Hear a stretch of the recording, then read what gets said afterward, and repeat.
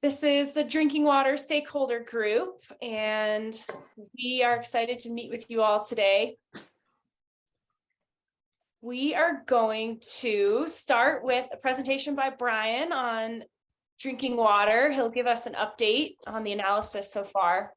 And then next, the meat of this meeting today is going to be for you all to go into small breakout groups to discuss mitigation strategies. We're going to have you all come back and present what your breakout groups discussed. And this is our way of engaging with you all and getting a better sense of what your ideal outcomes are. And we're excited to hear what you come up with. Travis, over to you. Thanks, Ashley. Thank you everyone for joining again. I'm Travis Evans with Trihydro. And real quick, I just want to note what we're going to present today. You've heard some of it before, some of it you haven't. But we're really interested in getting your feedback. The report, which we'll be discussing a little later, that's coming out, will have much more detail and information. So I'm just trying to provide some highlights at this point. And with that, I'm going to turn it over to Brian Smith with Trihydro to provide a drinking water overview. Hi, everyone. For those, I see a lot of familiar faces on the list. For those of you who don't know me, I'm Brian Smith. I'm the lead hydrogeologist on the project. I've also worked on the previous sensitivity and vulnerability analysis. So for those of you who are familiar with me, it's good to see everybody again. I'd like to just start off with an overview of our assessment. And for the most part, you know, countywide, the drinking water quality is very high. We've got a very, you know, most of the residents, both from the large systems like Jackson and some of the larger subdivision districts like Aspen's Pines, they draw all their water from the alluvial aquifer within the valley. It's very prolific. It gets its runoff, you know, from the snow and other moisture from the surrounding mountain ranges here in the upper Snake River Valley. It has a very high groundwater flux. It's also very dependent upon surface water flows. One of the things that we've also understood here within the valley is, I mean, there's quite an extensive, very low level nitrate presence. You know, the MCL is 10. And many of the data sets that we looked at, you know, both focus data sets and the broad federal data sets over the last 20 years, most of the data show it's very low. And so that's a good thing. And but we do have isolated areas of concern. Again, you know, historically, we've discussed the Hoback Junction area, and that one is on everybody's radar. And it is of concern, and we'll talk a little bit more detail about it later in the presentation. But also, most of us, if all of us are aware of the PFAS presence from the source out at the airport and their ongoing work, and you know, kudos to them as well for continuing that work. Next slide, please. I think if you've been participating in our previous presentations, you've seen this map to the right before. You know, the yellow and yellow-green area outlines this alluvial aquifer that is so prolific. It is the primary source, as I mentioned earlier, for almost all the residents within Teton County. It's very shallow, the water table is, you know, in many instances, particularly in the summer, water table rises high, and sometimes it's just a few feet below the surface. And so as with that characteristic, it really drives this aquifer to be highly sensitive to, you know, any human impacts at the surface. And so, you know, that's something we really need to keep in the forefront. There are other aquifers. They're comprised of a variety of other materials. The alluvial aquifers comprise mostly of sands and gravels, but these other aquifers are typically in in bedrock of limestones, sandstones, shales. There's even some igneous and metamorphic rocks mixed in there. And thus, those consolidated rocks possess a much lower permeability, which means, you know, there's not as much water that's available, number one. Number two, there's not as much water flowing in and out of these aquifers. And we'll touch, you know, we can touch on that here a little bit, that, you know, the alluvial aquifer is sensitive because it's shallow and it's coarse grained, but it also has a capacity to flush a lot of water, a lot of fresh water through it. And so it's kind of not a double-edged sword, but it has, you know, two opposing characteristics. It's very sensitive, but it also has an assimilative capacity because it has such a high flux. The other lower permeability aquifers, on the other hand, if there's an impact that happens within those aquifers, it takes a lot to get that out because there's not a lot of natural flushing capability or dilution capability for those other less permeable aquifers. Next slide, please.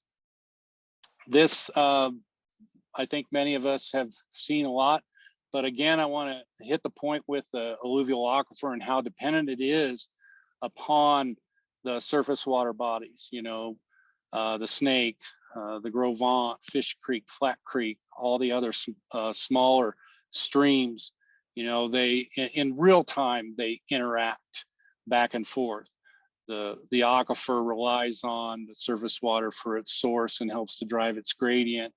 And the surface water is also a discharge point as well. And so, you know, again, the majority of the Jackson Hole Valley and the alluvial in the alluvial aquifer functions in this fashion. And so, you know, we have to be very aware of existing contaminant presence and, you know, the potential for future contaminant presence.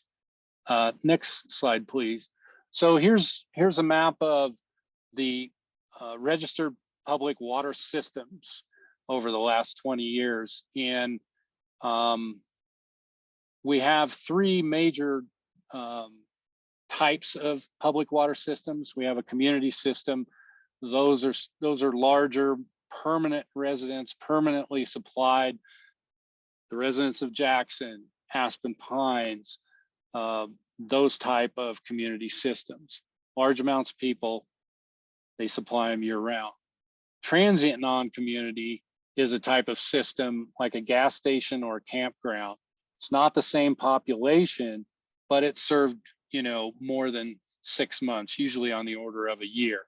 You have, you know, people coming and going. And then there's non-transient community, like a school where you have school children that are there for more than 6 months out of the year. You know, they don't get all their water from where they're at, like say at a school, but they're, you know, semi-permanent and they're a semi-permanent user. And then we have all the other individual residences that rely on their own wells. And so, you know, these are the types of systems.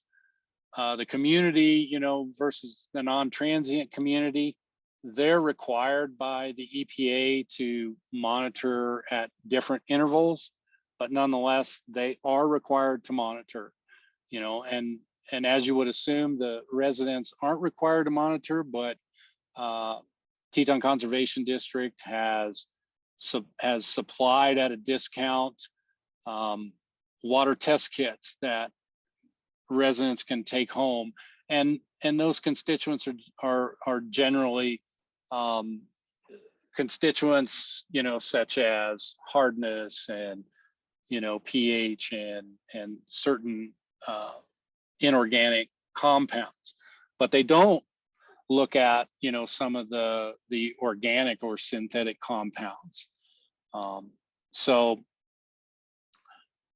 anyway, next slide, please. Let's talk about and focus on some of the some of these areas where we've seen some concern. You know, up in the orange circle, you know, that represents where we have the known PFAS contamination. The airport, as I mentioned before, the airport authority has been doing a diligent job of going out there and doing multiple investigations to try to define, you know, the extent of this. They have, you know, supplied at different times, you know, residential users out there with a water supply. They've also installed some treatment systems out there to treat the water. They just recently, you know, finished up a sampling event in late 2022, and all that information is out there on the web and can be found there. The plume is long, and it is a concern because the alluvial aquifer out there, you know, is directly connected to the Snake River and all the other, you know, and all the extent of the alluvial aquifer downstream.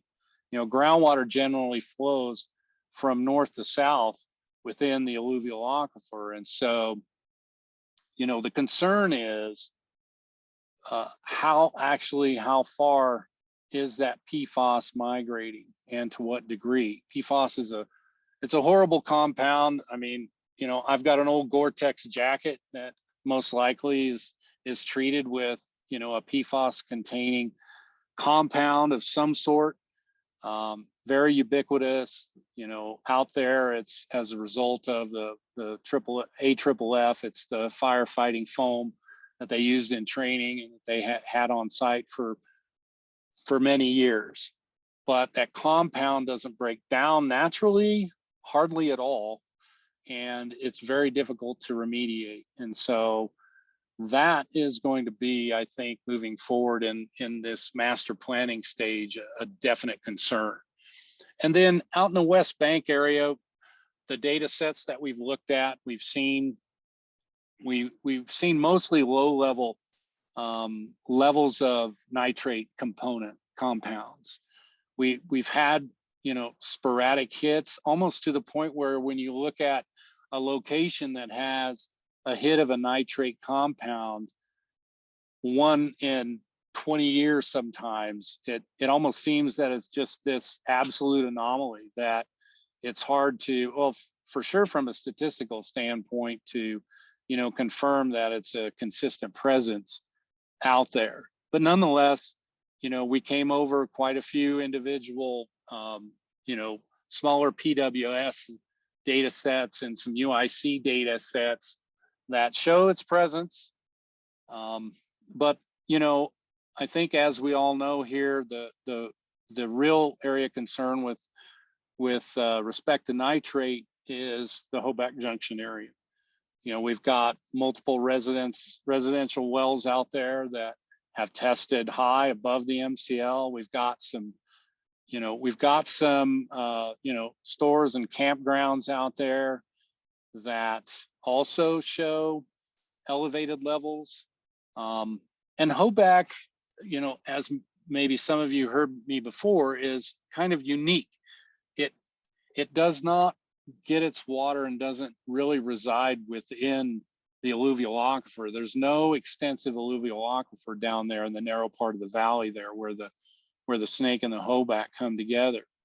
You know, much of the town and the residents and businesses sit up on a terrace, on a topographic terrace, and you know, the wells that supply the residents and businesses out there are screened within those low, as I described before, the lower permeable bedrock units. So, you know, again, there's not much water flowing through those aquifers. And if there's any release of nitrate components or any other compounds for that matter, there's no real mechanism to dilute those.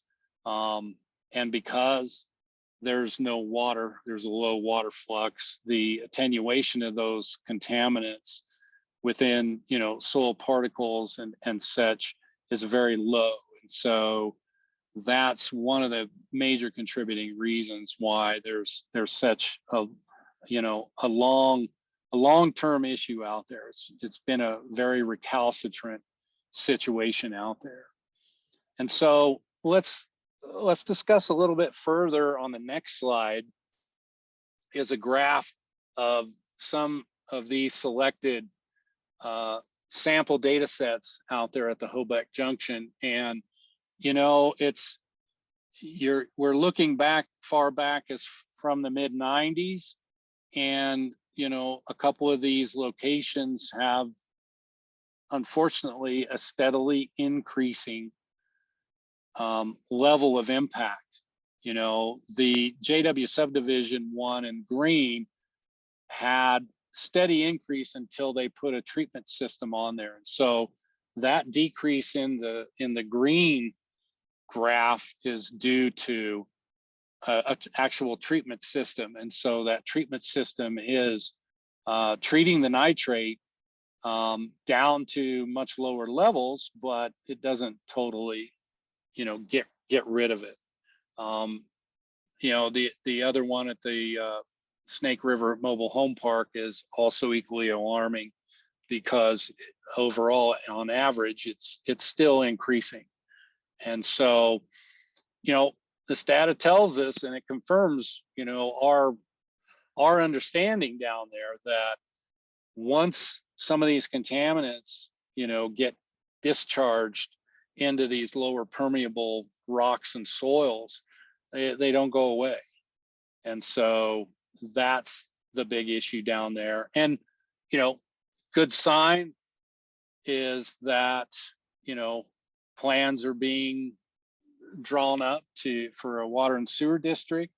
Most important would be that water supplies, to try to procure an alternative clean water supply, for sure.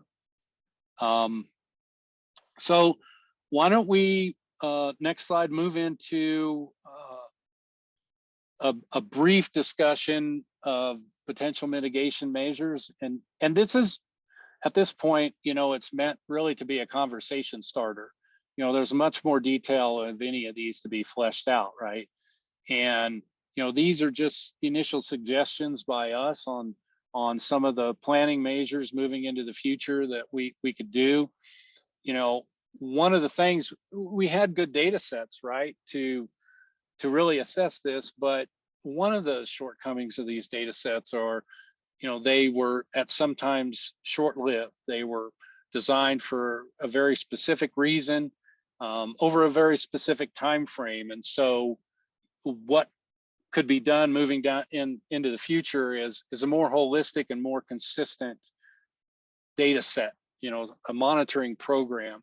One of the issues that we wrestle with, particularly with the nitrates, is what is true background countywide? What's a true background nitrate concentration in, say, a low permeable bedrock aquifer versus what's truly a background concentration in, say, the alluvial aquifer? And so, the idea here is something much more comprehensive, and it doesn't have to, it doesn't have to be so broad and dumbed down to cover everything. It can be very focused where it needs to be focused as well.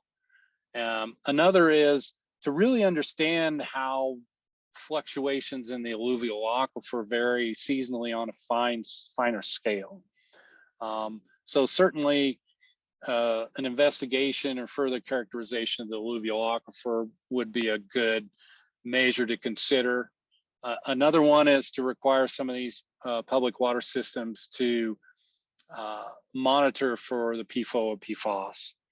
One of the and in conjunction, and to also talk about it in the same realm as possibly a countywide aquifer protection overlay for planning. You can do the planning and you can do the aquifer overlay, and that's a very good measure. But a monitoring program that is designed in a very specific way can be sort of a sentinel, right? It can maybe identify compounds that are in the presence of your water-bearing area before they actually get into your system. And so you know, those two things really could work in great conjunction together. And then, you know, the PWSs are administered by the APA, the data goes there and DEQ, and maybe a good measure might be to require the PWSs to report directly to the county as well. And then, you know, more public education focused on some of these technical aspects of well maintenance. When we're going through logs of the SEO records, some of those logs show that these wells aren't sealed from the surface, you know, and the alluvial aquifer, any aquifer for that matter, is sensitive from any type of trespass from the surface, and not having a sanitary seal is a definite detriment. It, you know, it creates a direct pathway into the groundwater. You know, water and sewer districts would be a great idea if you got everybody on a central water system that you could maintain consistently. And then also as part of that, it would be really good to understand and have a real definitive map of the private users to understand spatially where exactly these wells are. It'd be awesome to understand where these wells are in conjunction with any septic systems. We don't really have that broad specific data either. And I think that would also be a good measure moving forward. But anyhow, these are some general suggestions to maybe help spur some thought here in the second half of the meeting. I'm certainly at this point open to any questions if any of y'all out there have any related to the drinking water.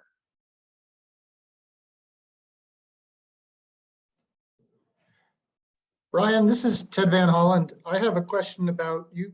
You showed, you made reference to the Hoback area, and then you showed trends for the Snake River Mobile Home Park. That's actually on the other side of the Snake, up quite a ways. Are you sort of characterizing those as being similar geologically as well? Yeah, parts of that are on that shoreline of the Snake River, where you've got these landslide deposits also that come down. And so they're very similar geologically, yes. Okay. Yeah. I had a question. How deep are most of the wells in this area of Hoback and the, you know, Snake River Hoback junction area?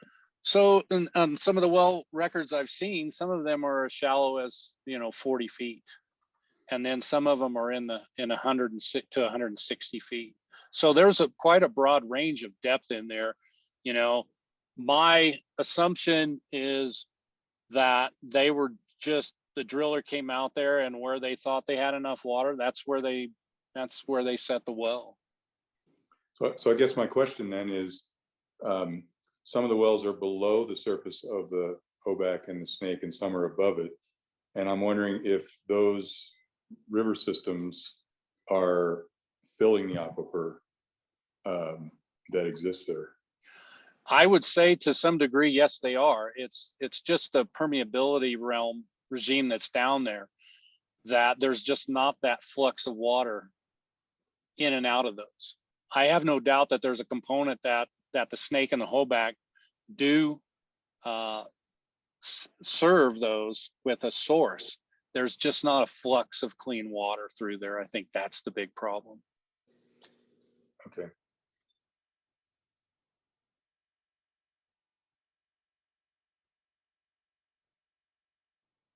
Thanks for the questions. Is there anything else out there before we move on to our next item?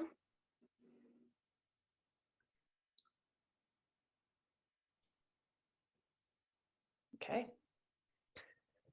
So from here, we are going to break out into separate rooms where you all can discuss the questions you see on the screen here.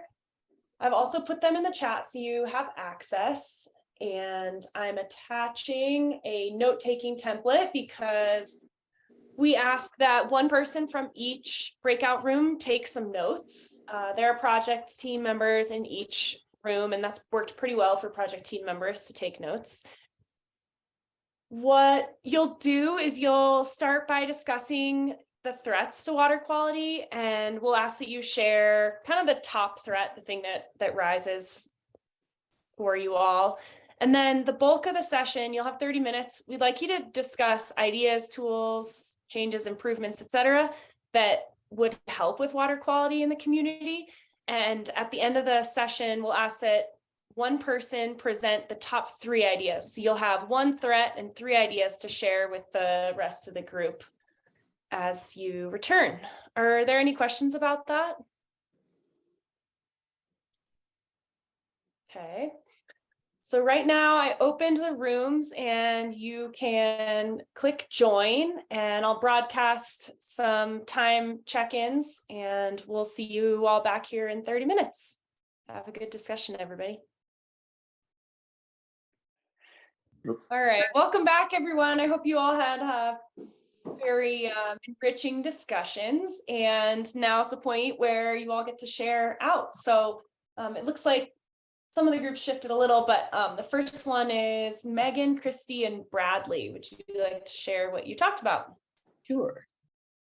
And we also had another individual, and I apologize, I can't remember his name offhand, but it was important because he. Yeah, I'll mention Megan. It was Phil Powers. He Thank owns Jackson Hole Mountain Guides, and he also lives in Kelly. Thanks, Christy.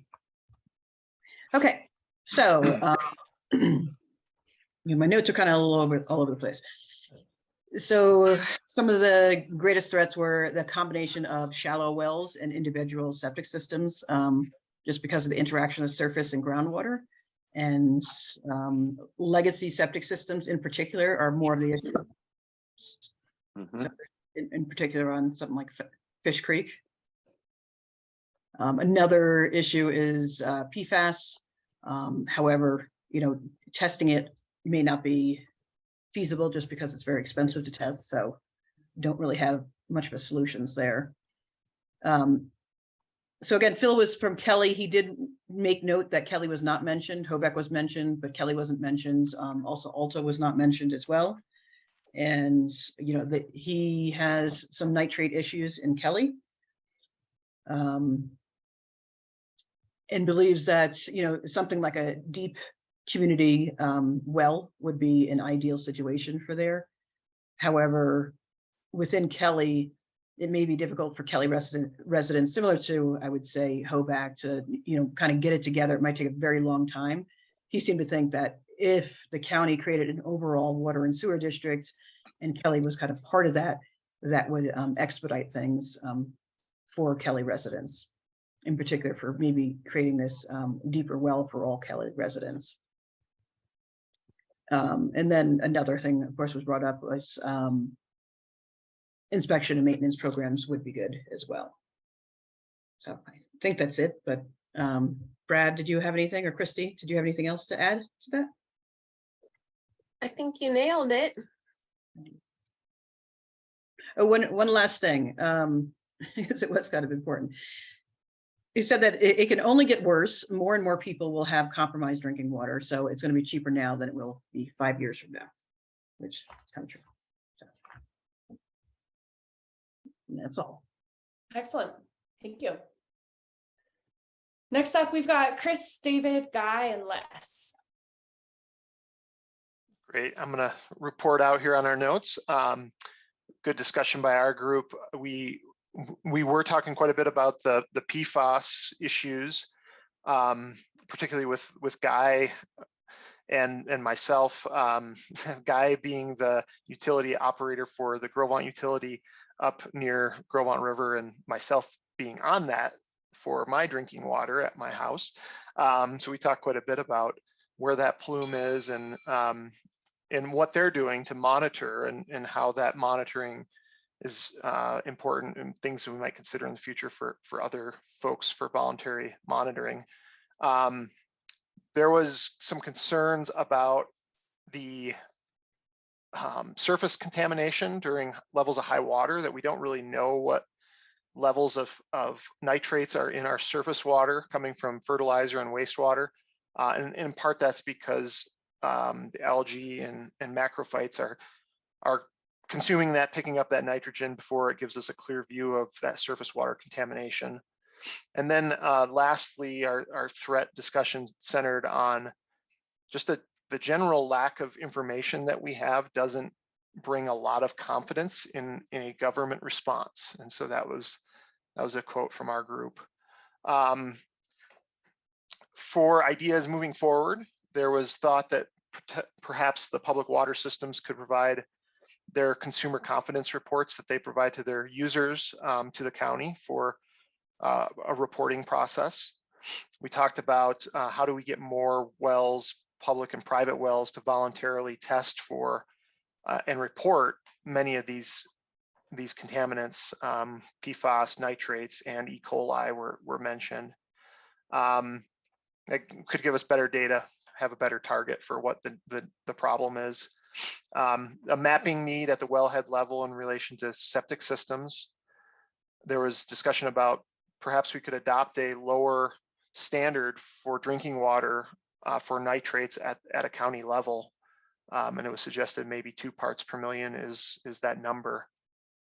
Do we need to expand some of our public systems in areas that don't have good water supply, and can the county provide some public resources when the economies of scale in low density areas just don't pencil out? And then lastly, the need to expand sewer districts on the West Bank. Miss anything, folks? Thanks. All right, succinct so far. Awesome. Room 3 was Amy, Matt, Bob, and Sean. Well, I was note taking, happy to speak on behalf. Yeah, we were wrapping it up and I left the meeting early. So if I missed anything, someone from our group, please chime in. Sorry about that. A lot of our talk focused on small wastewater facilities, and at the risk of being redundant or leaving something out, I'll just kind of go through some of the mitigation ideas we had. But I think in particularly the top threats, a lot of our discussion focused around areas where proper treatment in the leach field wasn't possible based on hydrogeology and climate. So a lot of those high groundwater areas on the floodplain. And then systems that are, well, either properties that are undocumented, call them a ghost property, where they're not connected to town sewer and there's no county record of a leach field. So figuring out how those are. I know the Conservation District has done work in that regard with the mapping study, but quantifying those, figuring out, how potent that wastewater release could be. And I think just general aging and out of date systems and getting those identified and replaced, or, hooked up to sewer, kind of whatever the most pragmatic solution is there. But I think, some of the other ideas that are worth mentioning are just doing what we can to boost human capacity for the town and county, to do proper compliance and environmental monitoring on development permitting, and certainly a septic maintenance and replacement cost share program or something of the like would be a great supplement to that. But just having enough people power to really do all the watchdogging and necessary work that's required to have the level of detail we need to address these issues properly. And establishing, a long-term solution for that. So if that's, 2 or 3 more Chris Colligans, or however that looks, a joint powers board, a new district, some sort of permanent solution where the dedicated work and focus is geared towards these non-point sources. So that's about all I've got, but please chime in if I missed anything, guys.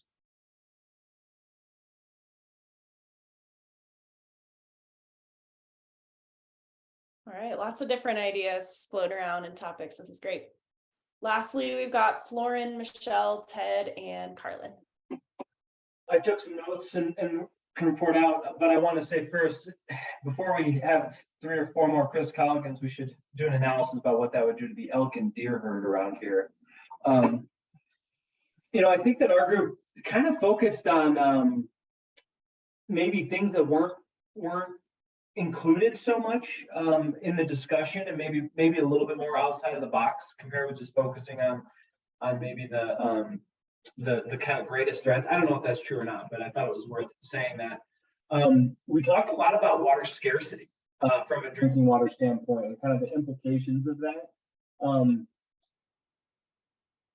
You know, and how far reaching they are, including things like hydropower loss, concentrated contamination, and just kind of the general theme that our predominant use for drinking water isn't actually drinking water. You know, it's a tiny fraction of what we do with our incredibly high quality and oftentimes highly treated water isn't drinking at all, which is kind of, and the same with wastewater. We touched on that. It's not really mostly human waste. It's mostly other things.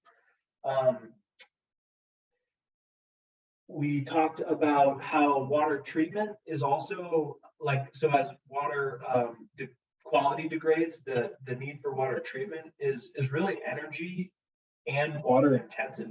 And that's something that we should keep in mind. We talked a lot about sort of what we don't know, like thinking about PFAS 5 years ago, and how there's a lot of unanticipated kind of issues that can arise with water and how to address things like that. Monitoring being one, certainly, and the use of kind of proactive BMPs. I brought up the airport as one, you know, putting in a stormwater collection system for the whole site, recognizing that, you know, it's an industrial area. How can you just be forward looking about potential issues? Monitoring of pharmaceuticals and emerging contaminants, having potentially cost shares and other systems in place. We talked a little bit about zoonotic disease and CWD, just recognizing that like there's a lot of issues we aren't going to deal with here that other people do, but that's potentially one that we should keep in mind. Talked about maybe from a solution standpoint with the unknowns, having a group of people that are thinking in advance on these types of topics, you know, putting their heads together about what might be coming in the future. We did talk about cloud seeding a little bit and silver iodide. There is a substantial amount of cloud seeding that occurs on the west side of the Tetons, and people do have some concerns about silver iodide as a kind of environmental contaminant, although it would probably take an awful lot of cloud seeding to get there. Also, from an air quality perspective, that could result in water issues, wildfire and ag. We talked quite a little bit less, but some about potential opportunities and tools, you know, monitoring-based solutions. So not only long-term monitoring, but targeted monitoring when needed to really use monitoring to address issues. But then we also got into this cultural shift topic again, I think, about sort of how do we get people to understand the true value of clean water in our community, especially where it seems to come so easily. Some of the things we talked about were the public perception that clean water is a right versus a responsibility, something that you have to work towards, not something you just get. We talked about how the engineering industry could probably use some marketing assistance. Just, you know, it's hard to sell the importance of these things and maybe just recognizing that we need help. Water reuse as an opportunity was brought up. It